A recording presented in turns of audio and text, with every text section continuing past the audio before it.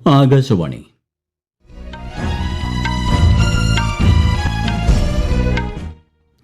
നമസ്കാരം.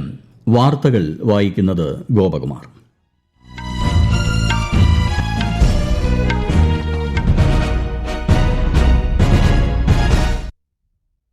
പ്രധാന വാർത്തകൾ. ബഹിരാകാശത്തേക്ക് കുതിച്ച് ഇന്ത്യയിലെ ആദ്യത്തെ സ്വകാര്യ ഓർബിറ്റൽ റോക്കറ്റ് വിക്രം 1. സ്കൈറൂട്ടിന്റെ മിഷൻ ആഗമൻ ചരിത്രപരമെന്ന് പ്രധാനമന്ത്രി നരേന്ദ്രമോദി. പാർലമെന്റിന്റെ വർഷകാല സമ്മേളനത്തിന് മുന്നോടിയായുള്ള സർവകക്ഷി യോഗം നാളെ ന്യൂഡൽഹിയിൽ ചേരും. ഇന്ത്യ അതിവേഗം വളരുന്ന സമ്പദ് വ്യവസ്ഥയാകുന്നതിൽ യുവജനങ്ങൾ നിർണായക പങ്കുവഹിക്കുന്നതായി കേന്ദ്ര ധനമന്ത്രി നിർമ്മല സീതാരാമൻ.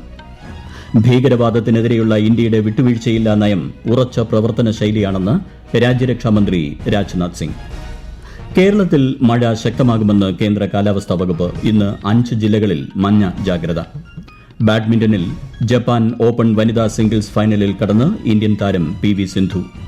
ഫിഫ ലോകകപ്പ് ഫുട്ബോളിൽ ലൂസേഴ്സ് ഫൈനലിൽ ഇംഗ്ലണ്ടും ഫ്രാൻസും ഏറ്റുമുട്ടും. വാർത്തകൾ വിശദമായി. രാഷ്ട്രപതി ദ്രൌപദി മുർമുവിന്റെ വിദേശ പര്യടനത്തിന് നാളെ തുടക്കമാകും. ഈ മാസം 25 വരെ മാൾഡോവ, നോർത്ത് മാസിഡോണിയ, റൊമാനിയ എന്നീ രാജ്യങ്ങളാണ് സന്ദർശിക്കുക. യൂറോപ്പുമായുള്ള ഇന്ത്യയുടെ വിപുലമായ സഹകരണത്തിനും യൂറോപ്യൻ യൂണിയനുമായുള്ള തന്ത്രപ്രധാന പങ്കാളിത്തത്തിനും സന്ദർശനം കൂടുതൽ കരുത്ത് പകരുമെന്ന് വിദേശകാര്യ മന്ത്രാലയ സെക്രട്ടറി സിബി ജോർജ് ന്യൂഡൽഹിയിൽ വാർത്താസമ്മേളനത്തിൽ അറിയിച്ചു. ഇന്ത്യയിലെ ആദ്യത്തെ സ്വകാര്യ ഓർബിറ്റൽ റോക്കറ്റ് വിക്രം 1 ശ്രീഹരിക്കോട്ടയിലെ സതീഷ് ധവാൻ ബഹിരാകാശ കേന്ദ്രത്തിൽ നിന്ന് വിക്ഷേപിച്ചു. 10, 9, 8, 7, 6, 5, 4, 3, 2, 1, 0. And we have liftoff of Vikram 1. Mission ആഗമന്റെ ഭാഗമായി ഹൈദരാബാദ് ആസ്ഥാനമായുള്ള സ്കൈറൂട്ട് എയ്റോസ്പേസ് വികസിപ്പിച്ചെടുത്തതാണ് വിക്രം 1. ഒരു ഇന്ത്യൻ സ്വകാര്യ കമ്പനി ഇന്ത്യയിൽ തന്നെ പൂർണ്ണമായും രൂപകൽപ്പന ചെയ്ത് വികസിപ്പിച്ചെടുത്ത റോക്കറ്റ് എന്ന ചരിത്ര നേട്ടമാണ് ഇതിലൂടെ കൈവരിച്ചത്. ഇന്ത്യൻ ബഹിരാകാശ പദ്ധതിയുടെ പിതാവ് ഡോക്ടർ വിക്രം സാരാഭായിയുടെ സ്മരണാർത്ഥമാണ് വിക്രം 1 പേര് നൽകിയിരിക്കുന്നത്. രാജ്യത്തെ ബഹിരാകാശ മേഖലയിലെ ചരിത്രപരമായ അധ്യായമാണ് ഈ ദൌത്യമെന്ന് പ്രധാനമന്ത്രി നരേന്ദ്രമോദി വിശേഷിപ്പിച്ചു. ബഹിരാകാശ മേഖലയിൽ പുതിയ അവസരങ്ങൾ തുറക്കുന്നതിനൊപ്പം രാജ്യത്തെ യുവാക്കളുടെ കഴിവ്, ദൃഢനിശ്ചയവും പ്രതിഫലിപ്പിക്കുന്നതാണ് ഈ ദൌത്യമെന്നും അദ്ദേഹം സമൂഹമാധ്യമത്തിൽ കുറിച്ചു. പാർലമെന്റിന്റെ വർഷകാല സമ്മേളനത്തിന് മുന്നോടിയായി നാളെ സർവകക്ഷി യോഗം ചേരും. ഇരുസഭകളുടെയും സുഗമമായ പ്രവർത്തനം ഉറപ്പാക്കുന്നതിന് സർക്കാർ എല്ലാ രാഷ്ട്രീയ പാർട്ടികളുടെയും സഹകരണം തേടും. മറ്റന്നാൾ മുതൽ അടുത്ത മാസം 13 വരെയാണ് വർഷകാല സമ്മേളനം നടക്കുക. സമ്മേളനത്തിനിടെ നിരവധി സുപ്രധാന നിയമനിർമ്മാണങ്ങൾ ചർച്ചയ്ക്കെടുക്കുകയും പാസാക്കുകയും ചെയ്യും. ഭീകരവാദത്തിനെതിരെയുള്ള ഇന്ത്യയുടെ വിട്ടുവീഴ്ചയില്ലാ നയം വെറുമൊരു പ്രസ്താവനയല്ല, മറിച്ച് ഉറച്ച പ്രവർത്തന ശൈലിയാണെന്ന് രാജ്യരക്ഷാമന്ത്രി രാജ്നാഥ് സിംഗ്. ന്യൂഡൽഹിയിൽ ഇന്ന് നടന്ന ഫോഴ്സസ് ഫസ്റ്റ് കോൺക്ലേവിൽ സംസാരിക്കുകയായിരുന്നു അദ്ദേഹം. ഭീകരവാദികളെ അവരുടെ താവളങ്ങളിൽ ചെന്ന് നേരിടാൻ ഇന്ത്യയ്ക്ക് മടിയില്ലെന്ന് അദ്ദേഹം വ്യക്തമാക്കി.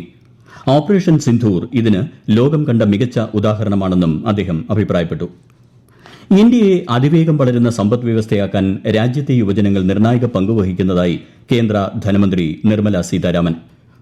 തമിഴ്നാട്ടിലെ മധുരയിൽ ഇഫി സംരംഭകത്വ ഉച്ചകോടിയുടെ പ്രത്യേക പ്ലീനറി സെഷനിൽ സംസാരിക്കുകയായിരുന്നു കേന്ദ്രമന്ത്രി. ലോകത്തിലെ ഏറ്റവും പ്രായം കുറഞ്ഞ തൊഴിലാളി സമൂഹമുള്ളത് ഇന്ത്യയിലാണ്. 2.4 ലക്ഷത്തിലധികം സ്റ്റാർട്ടപ്പുകളിലൂടെ 23 ലക്ഷത്തിലധികം നേരിട്ടുള്ള തൊഴിലവസരങ്ങൾ സൃഷ്ടിക്കാൻ സർക്കാരിന് സാധിച്ചതായും ധനമന്ത്രി വ്യക്തമാക്കി.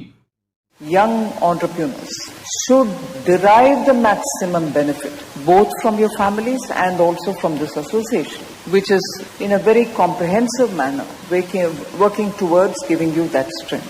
Boundaries don't seem to matter with technology the way in which it is taking over our lives.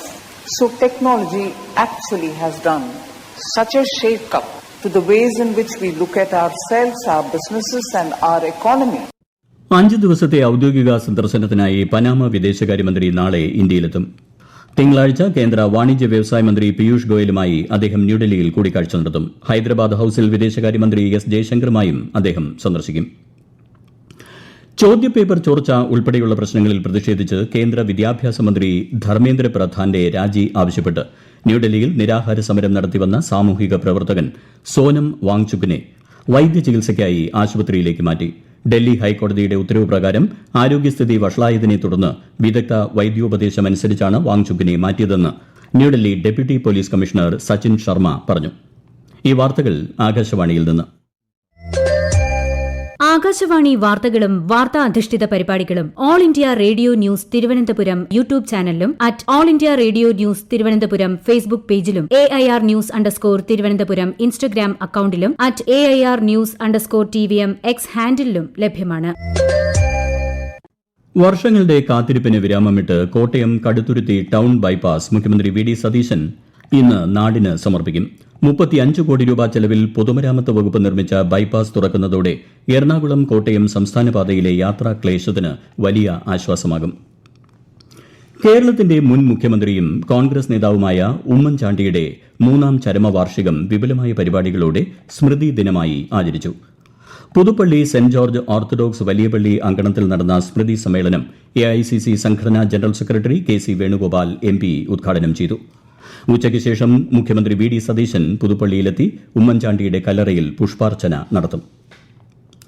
പുനർനിർമ്മാണം പൂർത്തിയാക്കിയ കമ്പംമെട്ട് കമ്പം മലയോര പാത തുറന്നു. ഇന്ന് രാവിലെ 6 മണിക്കാണ് പാത തുറന്നു നൽകിയത്. വിശദാംശങ്ങളിലേക്ക്.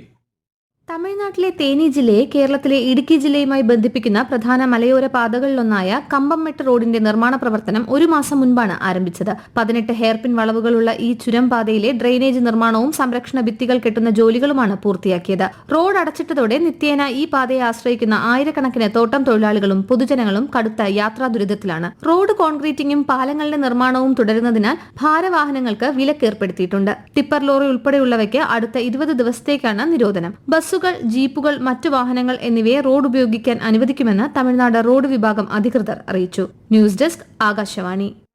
ആറന്മുള പാർത്ഥസാരഥി ക്ഷേത്രത്തിലെ വള്ളസദ്യ കാലത്തിന് നാളെ തുടക്കമാകും. ഉദ്ഘാടനം നാളെ ഉച്ചയ്ക്ക് 12-ന് മന്ത്രി കെ മുരളീധരൻ നിർവഹിക്കും. കേന്ദ്ര സഹമന്ത്രി സുരേഷ് ഗോപി മുഖ്യാതിഥിയാകും. കേരളത്തിൽ വീണ്ടും മഴ ശക്തമാകുന്നു. മലപ്പുറം, കോഴിക്കോട്, കണ്ണൂർ, കാസർഗോഡ് ജില്ലകളിൽ കേന്ദ്ര കാലാവസ്ഥാ വകുപ്പ് ഇന്ന് മഞ്ഞ ജാഗ്രത പ്രഖ്യാപിച്ചു. സംസ്ഥാനത്തുടനീളം ശക്തമായ കാറ്റിന് സാധ്യതയുള്ളതിനാൽ ജനങ്ങൾ ജാഗ്രത പാലിക്കണം. ഇന്ത്യൻ ബാഡ്മിന്റൺ താരം PV സിന്ധു ജപ്പാൻ ഓപ്പൺ വനിതാ സിംഗിൾസ് ഫൈനലിൽ പ്രവേശിച്ചു. ടോക്കിയോയിൽ നടക്കുന്ന ടൂർണമെന്റിൽ ചൈനീസ് താരം ചെൻ യു ഫെയ് പരിക്കേറ്റ് പിന്മാറിയതോടെയാണ് സിന്ധു ഫൈനലിൽ എത്തിയത്. ആദ്യ സെറ്റ് 21-19 സിന്ധു സ്വന്തമാക്കിയിരുന്നു. രണ്ടാം സെറ്റിൽ സിന്ധു 15-10 മുന്നിട്ട് നിൽക്കുമ്പോഴായിരുന്നു ചൈനീസ് താരത്തിന്റെ പിന്മാറ്റം. നാളെ നടക്കുന്ന ഫൈനലിൽ സിന്ധു ജപ്പാന്റെ അക്കാനി യമാഗുച്ചിയെ നേരിടും. ഫിഫ ലോകകപ്പ് ഫുട്ബോളിലെ 3ാം സ്ഥാനക്കാരെ നാളെ അറിയാം. പുലർച്ചെ 2:30 നടക്കുന്ന ലൂസേഴ്സ് ഫൈനലിൽ ഇംഗ്ലണ്ടും ഫ്രാൻസും ഏറ്റുമുട്ടും. ഈ മാസം 20 നടക്കുന്ന ഫൈനൽ പോരാട്ടത്തിൽ ലോക ചാമ്പ്യന്മാരായ അർജന്റീന യൂറോപ്യൻ കരുത്തരായ സ്പെയിനിനെ നേരിടും. ലോർഡ്സിൽ നടക്കുന്ന ഇംഗ്ലണ്ടിനെതിരായ ഏകദിന പരമ്പര രോഹിത് ശർമ്മയുടെ അവസാന അന്താരാഷ്ട്ര മത്സരമാകുമെന്ന മാധ്യമ റിപ്പോർട്ടുകൾ BCCI തള്ളി.